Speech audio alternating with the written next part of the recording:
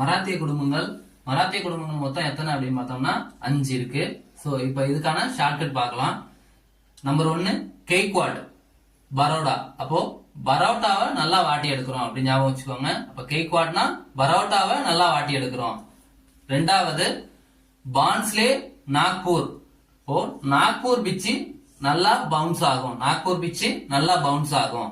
மூணாவது ஹோல்கார் இந்தூர். அப்போ ஹோல் இந்தியாவை கார்ல சுத்தி வரோம். நாலாவது சிந்தியா குவாலியர், வாளில சிந்தாம எடுத்துட்டு போ. அஞ்சாவது பேஷ்வா புனே, பூனைக்கு பேஷன்ல பால் வை.